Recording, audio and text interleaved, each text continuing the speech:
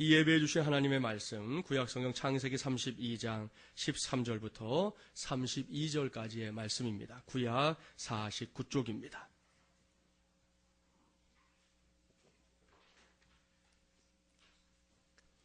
창세기 32장 13절부터 32절까지의 말씀.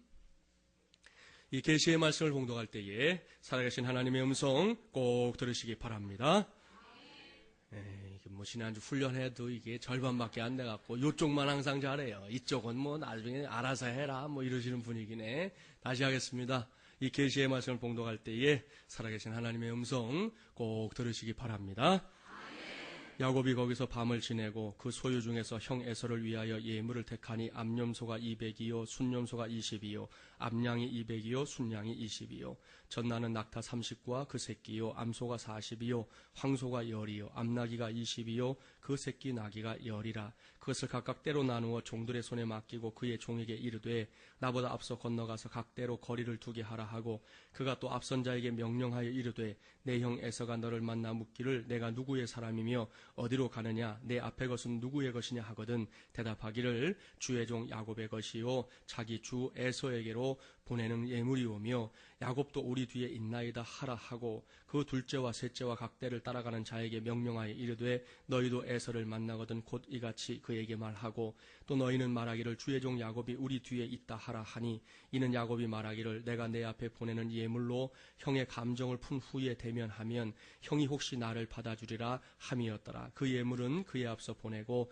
그는 무리 가운데서 밤을 지내다가 밤에 일어나 두 아내와 두 여종과 11 아들을 인도하여 야복나루를 건널세 그들을 인도하여 시내를 건너가게 하며 그의 소유도 건너가게 하고 야곱은 홀로 남았더니 어떤 사람이 날이 새도록 야곱과 씨름하다가 자기가 야곱을 이기지 못함을 보고 그가 야곱의 허벅지 관절을 치매 야곱의 허벅지 관절이 그 사람과 씨름할 때에 어긋났더라. 그가 이르되 날이 새려하니 나로 가게 하라. 야곱이 이르되 당신이 내게 축복하지 아니하면 가게 하지 아니하겠나이다. 그 사람이 그에게 이르되 내 이름이 무엇이냐. 그가 이르되 야곱이니이다. 그가 이르되 내 이름을 다시는 야곱이라 부를 것이 아니요 이스라엘이라 부를 것이니 이는 내가 하나님과 및 사람들과 겨루어 이겼음이니라. 야곱이 청하여 이르되 당신의 이름을 알려주소서. 그 사람이 이르되 어찌하여 내 이름을 묻느냐 하고 거기서 야곱에게 축복한지라. 그러므로 야곱이 그곳 이름을 브니엘이라 하였으니 그가 이르기를 내가 하나님과 대면하여 보았으나 내 생명이 보존되었다 함이더라. 그가 브니엘을 지날 때에 해가 돋았고 그의 허벅다리로 말미암아 절었더라. 그 사람이 야곱의 허벅지 관절에 있는 둔부의 힘줄을 쳤으므로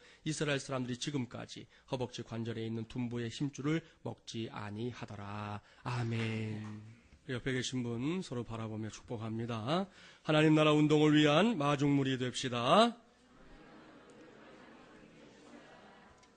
진짜 식사들을 못하고 오신 분위기시네. 조금 더 분명한 목소리로 축복해 주세요. 하나님 나라 운동을 위한 마중물이 됩시다. 한 번 더 축복합니다. 아멘으로 하나님께 영광을 돌리며 사합시다. 할렐루야. 오늘은 하나님 나라 운동을 위한 마중물이 되자 12번째 시간입니다. 오늘은 은혜의 습격이 필요한 인생임을 깨닫게 하소서라는 제목으로 하나님의 말씀을 전하도록 하겠습니다. 지금 우리의 손에 들려있는 이 성경은 그야말로 이 만남의 책입니다. 이 책 속에서 우리는 먼저 하나님을 만날 수 있지요. 또한 수다한 사람들, 특별히 믿음의 대선배들을 만날 수 있습니다. 무근해를 날려버리고 새로운 기대로 시작한 2012년 첫 번째 달을 지내고 있는 오늘 저는 우리 마중물이라는 가족들과 함께 이 말씀 속에서 한 사람을 집중적으로 만나보려고 합니다. 그의 이름은 야곱이에요. 아마도 대부분의 성도님들이 잘 알고 있는 성경 인물 가운데 한 사람일 것입니다. 그는 창세기에 나오는 여러 족장들 가운데서도 매우 독특한 삶을 살았던 사람이에요. 쌍둥이로 태어난 것부터 시작해서 어린 시절에 형 에서가 가졌던 이 장자의 축복을 자신의 것으로 삼기 위해서 잔재주를 피우는 일에 이르기까지 야곱은 일거수일투족이 매우 유별난 그런 삶의 주인공이었습니다. 이런 야곱에 비하면 형 에서는 하나님의 복에 대해 너무나 무감각한 별 생각이 없는 사람처럼 보여집니다. 이런 두 사람의 차이는 결국 에서가 받아야 했던 아버지 이삭의 축복 기도를 야곱이 가로채는 어이없는 사건으로 이어집니다. 이 사건의 전모는 여러분이 잘 알 거라 생각하고 이 시간에는 생략하겠습니다. 아무튼 에서는 야곱의 잔꾀와 속임수에 대해서 분노했습니다. 이때 만일 어머니 리브가가 서둘러서 야곱을 삼촌 라반의 집으로 보내지 않았더라면 아마 성경에서 형제간의 칼부림이 나는 두 번째 사건이 되었을지도 모를 일입니다. 그 후 야곱은 삼촌 라반의 집에 얹혀 사는 신세가 되었습니다. 그렇게 산 세월이 20년. 그동안 야곱은 결혼을 했습니다. 삼촌과의 치열한 생존 경쟁에서 나름대로 물질도 좀 불렸습니다. 하지만 그곳이 야곱의 집은 아니었지요. 야곱은 어느 날부터인가 고향으로 돌아갈 생각을 하게 됩니다. 결국 야곱은 모든 재산을 정리하고 이제 고향으로 돌아가는 길을 선택했는데요. 이렇게 우여곡절 끝에 떠난 이 고향으로 가는 길입니다. 어린 시절의 일들을 하나하나 떠올리다 보니 어느새 형인 에서가 살고 있는 이 세일 땅 에돔에 이르게 된 것입니다. 오늘의 본문은 바로 거기에서 시작됩니다. 야곱은 에돔 땅을 밟으면서 지난날 자신이 형에게 저지른 잘못을 떠올리게 됩니다. 그 기억은 야곱을 잔뜩 움츠러들게 만들었습니다. 형이 받아야 할 축복을 가로챈 것이 이렇게 몸소리치게 두려운 일이라는 거 새삼스럽게 느끼게 된 것이지요. 본문 13절 이하의 말씀에서 우리는 그 두려움을 해결하기 위한 야곱의 눈물겨운 노력을 볼 수 있습니다. 우리가 아는 대로 야곱에게는 4명의 아내가 있었지요. 야곱은 자신의 재산인 가축들을 아내들을 중심으로 4떼로 나눕니다. 그들을 순차적으로 야복나루를 건너가게 했습니다. 그리고는 각 떼를 이끌고 가는 종들에게 뭐라고 했는지 아까 성경 보셨지요? 내 형 에서가 너를 만나 묻기를 내가 누구의 사람이며 어디로 가느냐, 내 앞의 것은 누구의 것이냐 하거든 대답하기를 주의 종 야곱의 것이요 자기 주 에서에게로 보내는 예물이오며 야곱도 우리 뒤에 있나이다 하라. 그렇게 가르칩니다. 사랑하는 마중물려란 가족 여러분, 이것이 형에 대한 두려움으로 떨고 있는 야곱의 궁색한 처방입니다. 이렇게 모든 가족들 먼저 다 강 건너 보내고요. 야곱이 주위를 둘러보니 그야말로 아무것도 남은 게 없습니다. 이때의 상태를 성경이 뭐라고 말씀하고 있습니까? 본문 24절 상반절을 주목하세요. 야곱은 홀로 남았더니. 야곱은 홀로 남았더니. 이 기가 막힌 말씀을 보십시오. 야곱은 지금까지의 생애 가운데 최대의 위기에 직면하고 있습니다. 형 에서로 인한 두려움이 이렇게 클 줄 몰랐습니다. 딴에는 인간적인 방법으로 최선을 다해 대처해 봤습니다. 하지만 남은 것은 고독과 함께 밀려드는 더 큰 두려움뿐이었습니다. 야곱은 홀로 남았더니. 이 말씀 속에서, 그리고 이 상황 속에서 우리는 이 고독이라고 하는 것이 가진 이 두 개의 얼굴을 볼 수 있어요. 하나는 인간적인 두려움에 사로잡히게 하는 것이지요. 또 하나는 그 고독의 순간이 아이러니하게도 하나님과는 깊은 만남을 나눌 수 있는 영적인 기회가 된다는 사실입니다. 새로운 다짐으로 시작한 2012년을 살아가는 내내 저도 여러분도 바로 이것을 기억하며 살게 되기를 간절히 바랍니다. 사랑하는 여러분, 지나간 한 해, 그러니까 2011년을 어떻게 살았습니까? 이 질문에 쉽게 대답할 수 있는 분이 있는가 하면 아주 어렵게 대답할 수밖에 없는 분도 있을 것입니다. 이렇게 나름대로 이렇게도 해보고 저렇게도 해보며 살아온 시간들입니다. 그리고 그 나름대로라고 하는 상황들이 우리 모두에게는 분명히 녹록하지는 않았을 거예요. 정도의 차이는 있겠지만 어떤 성도들은 그 녹록하지 않은 삶 속에서도 꿋꿋하게 승리하며 살아온 분들이 있을 것입니다. 이런 분들은 앞으로도 새해인 2012년을 살아가는 내내 그 승리의 역사를 계속해서 누리게 되기를 주님의 이름으로 축복합니다.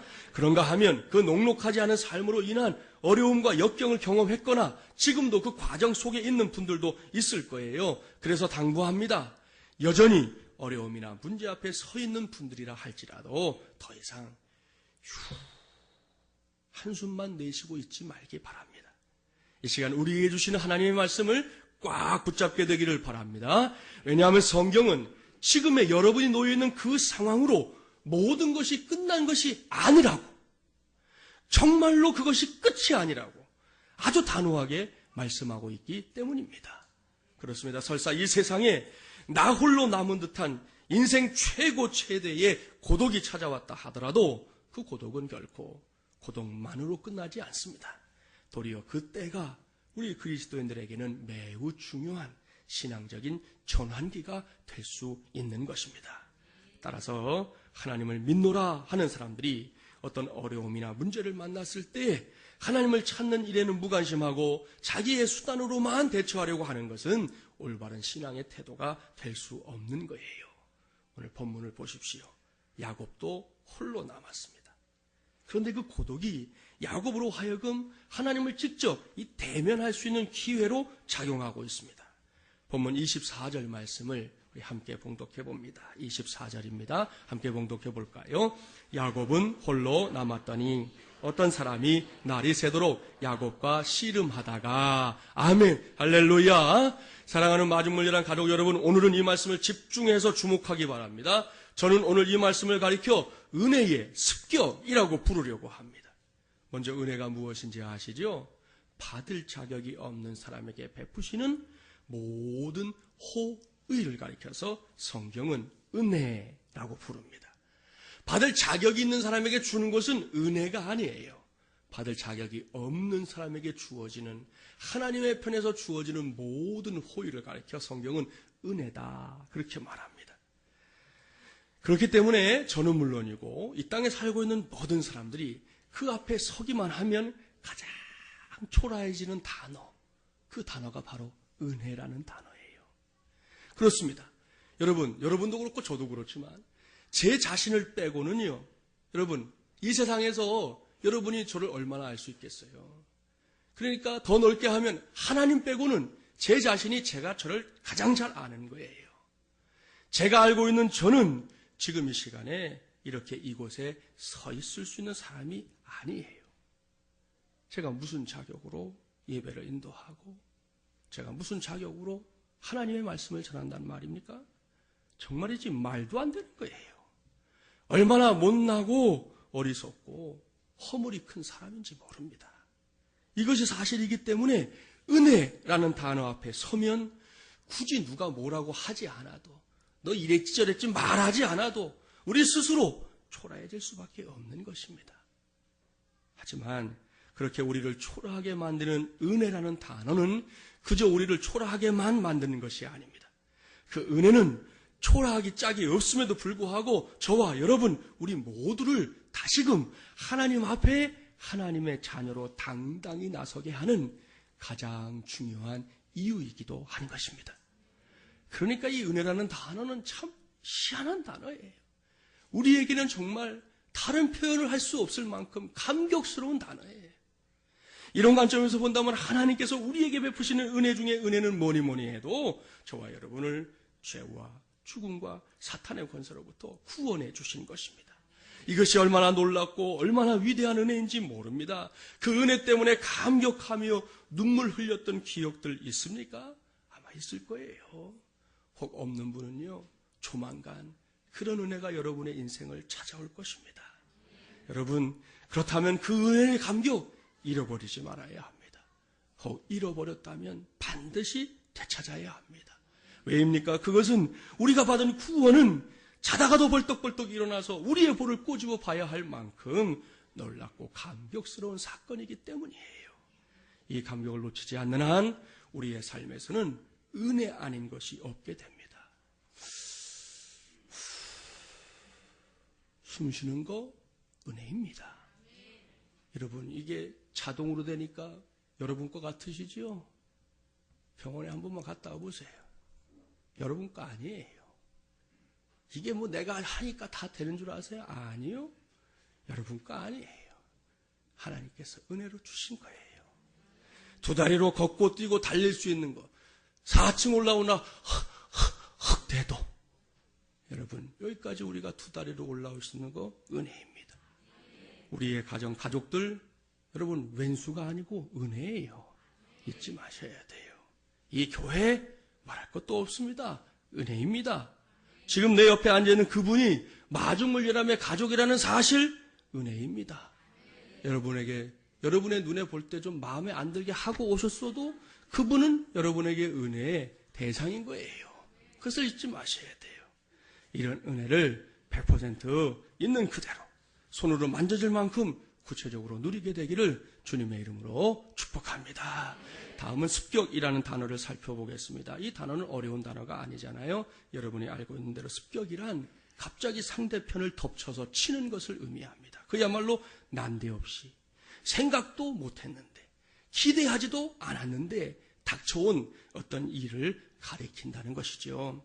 오늘은 바로 이 습격이라는 단어를 유념해서 살피기 바랍니다. 왜냐하면 이것이 하나님의 은혜가 사람들인 우리에게 임하는 방식 가운데 하나이면서도 또한 으뜸이기 때문이에요.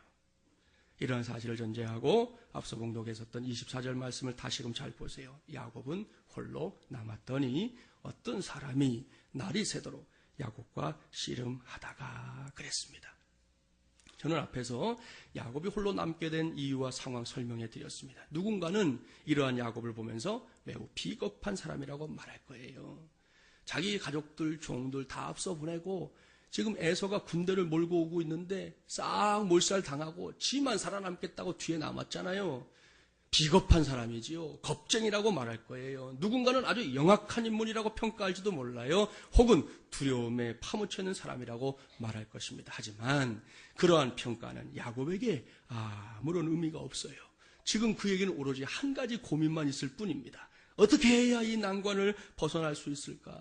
어떻게 해야 사면 초과의 상황을 붙들고 나갈 수 있을까? 내가 살 수 있는 길은 과연 무엇인가? 바로 이건 말입니다. 그렇습니다. 이것이 야곱의 고민거리였습니다. 그 고민의 시간이 깊어질수록 야곱은 더욱더 절망의 사람이 되어가고 있었습니다. 바로 그때입니다. 바로 그때 야곱이 있는 바로 그곳에서 은혜의 습격이 일어나고 있습니다. 당장 자신의 발등에 떨어진 불똥 때문에 그야말로 아무것도 하지 못하고 계속해서 절망의 나락으로 떨어지고 있었던 야곱에게 갑자기 하나님의 은혜가 찾아온 것입니다. 그러한 은혜의 습격을 본문에서는 씨름이라고 하는 단어로 설명하고 있어요. 여기서 씨름은 우리나라에서 보는 씨름 그걸 생각하면 안 되고요. 영어 성경에 보면 레슬링으로 되어 있어요. 레슬링을 하는 거예요. 성경학자들 사이에서 보통 이것을 야곱의 기도였다라고 해석을 하고요. 어떤 사람으로 묘사된 자는 하나님께서 보내신 천사입니다. 그렇습니다. 홀로 남은 야곱과 천사 사이에 기도의 씨름이 시작된 것입니다. 사랑하는 마중물이란 가족 여러분 보십시오. 이것이 야곱이 누리고 있는 놀랍고도 새로운 은혜의 습격 사건입니다. 이것이 무슨 의미입니까? 야곱에게는 일생일대의 처절한 고독의 시간이었지만 그 시간에 하나님께서 갑작스럽게 야곱을 찾아와 주셨다는 의미입니다. 세상 천지 다 털어도 나밖에 남은 게 없어. 날 살려줄 자가 아무도 없어. 내가 정말 어떻게 이 공경을 해치고 나갈까? 허덕허덕하고 있는 그 자리에 아무도 찾아와 주지 못했지만 하나님이 찾아와 주신 거예요. 이러한 체험은 비단 야곱의 것만이 아닙니다. 성경을 읽어보세요. 성경을 그런 관점에서 보면 창세기부터 계시록까지 수도 없이 많은 사람들이 이 유사한 은혜의 습격을 경험한 것을 확인할 수 있습니다. 요한복음 21장으로 한번 가보세요. 이 말씀은 예수님께서 십자가에 달려 죽으시고 난 이후의 기록입니다. 우리는 예수님께서 십자가를 지셨던 그 상황에 대해서 아는 게 너무 많아요. 그 중에 대표적인 것이 뭐냐? 수제자로 통했던 베드로가 예수님을 3번이나 부인한 사건이죠. 심지어 그냥 부인만 한 게 아니에요. 저주하기까지 했어요. 내가 나사렛에서 온 그 예수를 안다고 하면 내가 정말 그야말로 하나님이 날 저주하셔도 괜찮다. 이렇게 막 막말을 했어요. 지난 몇 년 동안 승승장구하던 베드로였는데 그 시간은 베드로가 철저하게 실패하는 시간이었습니다. 그야말로 실패자로 낙인이 찍혔지요. 그렇게 절망적인 상황에서 베드로는 모든 것을 다 접어버렸어요. 돌이킬 수 없는 죄책감에 시달리는 마음으로 고향인 갈릴리로 돌아가서는 예전처럼 다시금 그물을 잡는 어부가 되기로 마음을 먹었습니다. 바로 그날 밤이었습니다. 열심히 그물을 던져봤는데 번번이 빈 그물만 올라옵니다. 그러는 사이에 그 긴 밤이 하얗게 세워지고 말았습니다. 베드로는 물론이고 함께 바다에 나갔던 제자들 모두가 잔뜩 실망했어요. 내가 예수님의 제자로서는 실패했지만 그래도 내가 수십 년 이 바다에서 고기를 잡는 어부로 살았던 그 시절, 그래도 내가 제법 이름이 있는 어부였고 내가 그때는 할 만큼 내 먹거리 먹고 사는 문제 없이 잘 살았는데 얼마든지 다시 할 수 있을 것 같았는데 자신만만했던 베드로가 그 바다에서마저도 실패자가 되고 말았습니다. 그런데 바로 그때 그 실패의 자리에 하필이면 주님께서 또 나타나시잖아요.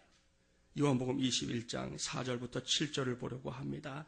신약 184쪽입니다. 요한복음 21장 4절부터 7절 함께 봉독해 보겠습니다. 날이 새어갈 때에 예수께서 바닷가에 서셨으나 제자들이 예수이신 줄 알지 못하는지라 예수께서 이르시되 얘들아 너희에게 고기가 있느냐 대답하되 없나이다. 이르시되 그물을 배 오른편에 던지라 그리하면 잡으리라 하시니 이에 던졌더니 물고기가 많아 그물을 들 수 없더라. 예수께서 사랑하시는 그 제자가 베드로에게 이르되 주님이시라 하니 시몬 베드로가 벗고 있다가 주님이라 하는 말을 듣고 겉옷을 두른 후에 바다로 뛰어내리더라. 아멘. 사랑하는 마중물이라는 가족 여러분 잘 보세요. 여기에 또 하나의 은혜의 습격이 기록되어 있습니다. 실패 중에 실패입니다. 신락 같은 희망마저 사라져버린 순간입니다. 아무것도 없어요. 빈손 들고 이젠 터덜터덜 집으로 가야 할 상황입니다. 바로 그곳에 주님이 습격하듯 찾아오셨습니다. 처음에 제자들은 예수님을 몰라봤다고 성경이 기록해요. 참 이상한 일이에요. 지난 수년 동안 예수님과 함께 지냈으면서도 몰라봤습니다. 이것은 그만큼 베드로를 비롯한 제자들이 스스로의 슬픔과 고통에 깊이 빠져 있었다는 증거입니다. 아시죠? 여러분도 경험해 보신 일 있을 거예요. 내 슬픔이나 내 고통이 너무 크면요, 다른 사람이 보이지 않아요. 내 것이 너무 아프고 너무 크면 다른 게 생각나지 않는, 아무것도 생각나지 않는 거예요. 그냥 콧잔등만 보이는 거예요. 우리 경험해 본 일이잖아요. 베드로가 예수님의 제자들이 그랬습니다.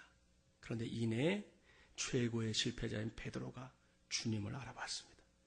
베드로는 만선의 기쁨으로 육지로 돌아가는 배보다 더 빠르게 헤엄을 쳐서 예수님 앞으로 나아갔습니다. 그 다음에 어떤 일이 있었는지 아시죠? 육지에 올라온 베드로는요, 예수님께서 자신을 책망하실 거라고 생각했을 거예요. 그래서 너무 반가워서 예수님 하고 싶은데 못하는 거예요. 주님이시라고 해서 뛰어들어 헤엄을 치며 육지까지 오기는 했는데 예수님의 주변을 배회하는 거예요. 이제나 혼을 내실까? 저제나 꾸짖으실까? 고개도 들지 못하고 예수는 주변에서 어슬렁어슬렁 거립니다. 그런데 여러분, 베드로의 생각은 주님의 생각과 달랐어요. 예수님은 단 한마디도 네가 나를 배신했지, 너 난 저주하면서까지 나 배신했지, 한마디도 말하지 않아요.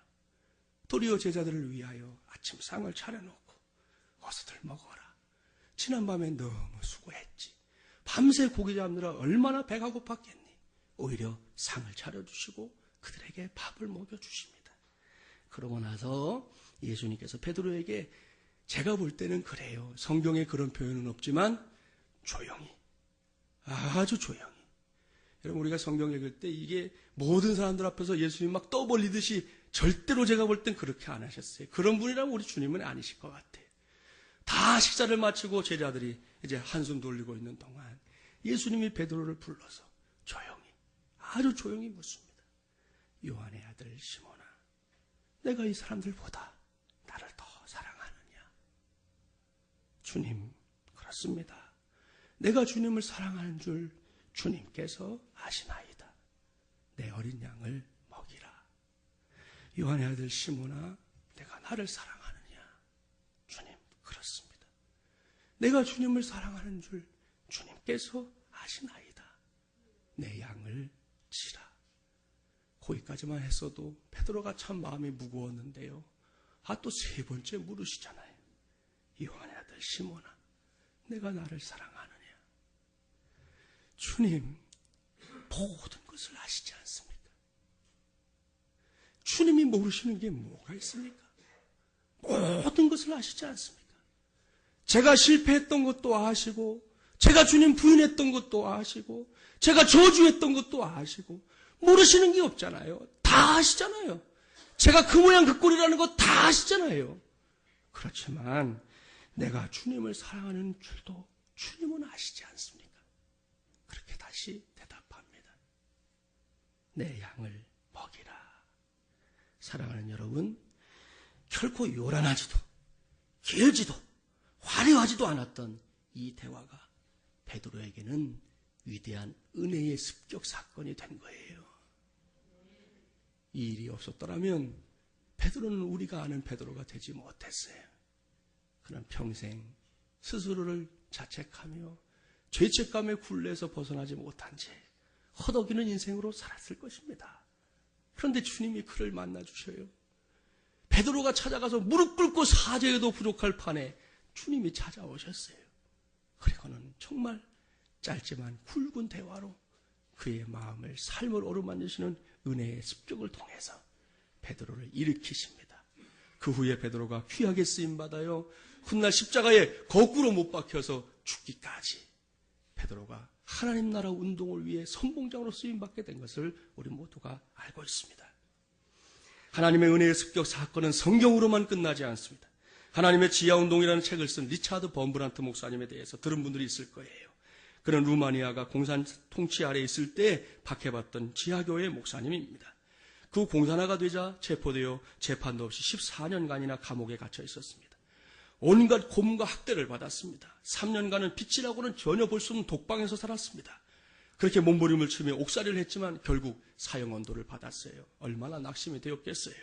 그의 마음속에서 원망스러운 생각이 고개를 쳐듭니다. 하나님 앞에 바르게는 살지 못했어도 하나님의 뜻대로 살아보려고 애썼는데 이렇게 처참하게 형장의 이슬로 사라져야 한단 말입니까? 목사님은 보고 싶은 아내와 아이들 그리고 사랑스러운 성도들의 모습에 목이 메었습니다. 그리고 죽음의 시간이 다가올수록 불안과 두려움으로 피가 마르는 것 같았습니다. 그러던 어느 날 깊은 밤에 범브란트 목사님에게도 은혜의 습격이 일어났습니다. 그날 밤에 범브란트 목사님이 인생의 마지막 시간을 생각하며 하나님께 기도를 드리는 중이었어요. 그 와중에 하나님의 음성이 들립니다. 사랑하는 종아, 성경에 걱정하지 말라, 두려워하지 말라, 염려하지 말라라는 말이 몇 번이나 쓰여 있는지 아느냐? 목사님은 서둘러 성경을 꺼내서 처음부터 쭉 다시 한번 살피고 읽기 시작했어요. 그래서 성경을 읽고 난 후에 두려워 말라라는 말씀이 366번이 기록되어 있다는 것을 알았습니다. 이것을 확인한 후에 다시금 하나님의 음성을 들었습니다. 성경에 걱정하지 말라, 두려워하지 말라, 염려하지 말라는 말을 366번이나 기록한 뜻을 알겠느냐? 1년 365일 하루도 걱정하지 말고 염려하지 말고 두려워하지 말라고 기록해 놓았느니라. 할렐루야. 범브란트 목사님은 은혜의 습격으로 듣게 된 주님의 음성을 듣는 순간 자신이 하나님을 바로 믿지 못하고 있음을 알게 되었습니다. 믿음이란 어떤 상황에서도 불안해하거나 걱정하지 않는 것인데 떨고 있는 자신의 모습을 보았기 때문이에요. 그런데 이 목사님이 재미난 분이에요. 그 순간에도 궁금한 게 하나 생겼대요. 하나님, 1년은 365일인데 왜 366번을 기록하셨습니까? 그런 마음이 들었대요. 그랬더니 주님께서 다시금 깨달을 수 있는 지혜를 주셨어요. 사랑하는 종아, 너는 4년마다 한 번씩 윤년이 돌아오는 것을 알지 못하느냐? 윤년이 돌아오면 2월 29일이 돼요. 그때는 며칠이에요? 366일이 되지 않느냐? 그런 깨달음을 주셨다는 거예요. 할렐루야. 사랑하는 마중물리란 가족 여러분, 놀라운 일입니다. 조금 전까지만 해도 낙심천만했던 범브란트 목사님의 마음에서 기쁨이 넘쳐나기 시작했어요. 감사의 눈물이 흘러내렸어요. 두려움이 사라지고 담대함이 생겼습니다. 근심이 평안으로 변했습니다. 원망하던 입술이 찬송을 부르게 되었습니다. 이렇게 되니까요, 공산주의자들도 이 목사님을 고문하고 애매를 먹이긴 했지만 더 이상 어찌할 수 없었다고 스스로 고백하고 있습니다. 오늘 우리가 본문에서 만나보는 야곱도 동일한 경우에 해당됩니다. 성난못으로 달려오는 형 에서를 생각하니 죽음에 대한 두려움이 그를 휘감았습니다. 그 두려움 때문에 가족들마저 다 떠내보냈잖아요. 그 뒤에는 밀려오는 고독으로 몸부림치고 있었습니다. 하지만 바로 그곳에서 바로 그때에 야곱은 은혜의 습격으로 찾아오신 하나님을 만나고 있습니다. 천사를 보내신 하나님을 만났습니다. 씨름하다 기도에 매달렸습니다. 분명히 하나님께서 이 씨름에서 금방 이길 수 있어요. 깐 넘고 톡 건들면 끝날 거 아니에요. 그런데도 시간을 주십니다. 한참 동안 씨름이 이어지게 하십니다. 아주 치열하게 진행되었습니다. 그러다가 돌발적인 상황이 일어났지요. 본문 25절 말씀 함께 봉독해 볼까요? 25절입니다. 자기가 야곱을 이기지 못함을 보고 그가 야곱의 허벅지 관절을 치매 야곱의 허벅지 관절이 그 사람과 씨름할 때에 어긋났더라. 무슨 일이 벌어졌습니까? 야곱의 허벅지 관절이 부러졌습니다. 허벅지 관절이 어디냐? 여러분, 우리 사람의 몸을 딱 보면 우리 몸의 중심을 딱 이루는 골반이라고 하는 곳이 있지요. 골반이 있는데 그 골반 좌우에 연결되어 있는 뼈, 한 쌍의 뼈를 말해요. 우리가 보통 엉치뼈라고 하잖아요. 엉치뼈라고 하는 바로 그 부분인데 하나님께서 야곱의 그 많은 뼈 중에서 하필이면 엉치뼈를 치셨습니다. 왜일까요? 거기에는 이유가 있어요. 엉치뼈가 인간 힘의 근원을 상징하기 때문입니다. 그렇습니다. 야곱은 지금 형 에서로 인한 두려움에 사로잡혀 있는 그 순간에도요, 여전히 힘이 넘쳐나고 있었어요. 그는 자신의 수단과 지혜와 경험이라는 엉치뼈의 힘을 여전히 의지한 채 하나님과의 씨름에 임하고 있었던 것입니다. 하나님이 그걸 친 거예요. 하나님께서는 분명히 야곱의 이 육체의 엉치뼈를 치셨습니다. 그 다음에는 잔머리로 굳어진 야곱의 권모술수라는 엉치뼈를 치시는 거예요. 가진 뼈를 통해서라면 무엇이든 이룰 수 있다고 하는 그 고약한 생각에 엉치뼈를 치시는 거예요. 내가 마음 먹으면 못할 것이 없다고 하는 자만과 교만의 엉치뼈를 치시는 거예요. 그 상황을 여러분의 머릿속에 한번 그려보세요. 자, 요 앞에 두 사람이 씨름을 하고 있다 생각해 보세요. 서로 팽팽해요. 땀이 막 흘러내려요. 자, 그러다가 한 사람의 엉치뼈가 부러집니다. 어떻게 될까요? 여러분, 우리나라 씨름을 생각해도 돼요. 두 선수가 딱 맞대고 힘을 겨루다가 한 사람의 엉치뼈가 부러지면요, 우리가 볼 수 있는 상황은 딱 한 가지예요. 부러진 사람은 자기가 원하든 원하지 않든 상대방의 가슴팍에 안기게 되어 있어요. 방법이 없어요. 다른 게 없어요. 힘을 쓰고 있지 않았다면 주저앉을 것이지만 힘을 쓰고 있는 상황에서 부러지면 앞사람에 가서 안기는 것밖에는 방법이 없어요. 하나님이 지금 그것을 야곱에게 보여주시는 것입니다. 자신의 힘만을 의지하고 살던 인생, 이젠 좀 포기해라. 그까짓 거 별거 아닌 건데 그거 믿고 사는 네가 너무 안타까우니 그만해라. 별것 아닌 인생의 힘만 믿고 기고만장하게 살았던 삶의 자세 좀 이젠 버려라. 언제까지 그렇게 힘주고 있을 거냐? 좀 힘을 풀어봐라. 그러면 내가 너를 안아줄 수 있지 않냐? 내가 너를 책임져 줄 수 있지 않냐? 그것을 보여주고 있는 것이에요. 이날 야곱은 하나님의 은혜의 습격을 온몸으로 체험했습니다. 훗날 잊으려고 해도 잊을 수가 없었어요. 왜냐하면 야곱의 몸에 그날의 흔적이 남았기 때문이에요. 보면 31절 말씀 함께 봉독해 볼까요? 31절입니다. 그가 분이엘을 지날 때에 해가 돋았고 그의 허벅다리로 말미암아 절었더라. 아멘. 얼마 전까지만 해도 야곱은 혼자의 힘으로 펄펄 날 것만 같았어요. 권모술수에 능했던 삼촌 라반도 야곱에게는 이게 게임이 안 되는 거예요.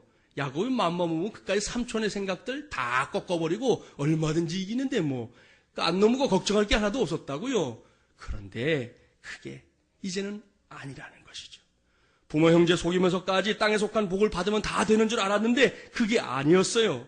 야곱은 그동안의 삶이 얼마나 어리석은 것이었는지 비로소 깨닫습니다. 그 이후에 그의 인생을 살면서 걸을 때마다 야곱이 깨닫는 거예요. 그런 마음이 쑥 삐지고 올라올 때 쩔뚝하면서 아이고 그게 아니지. 하나님은 이거 생각하려고 나에게 이런 흔적을 주신 거지. 내 안에 어리석은 꾀가 막 머리를 티밀고 나올 때마다 쩔뚝하면 또 생각나는 거예요. 옳거니 이건 아니야.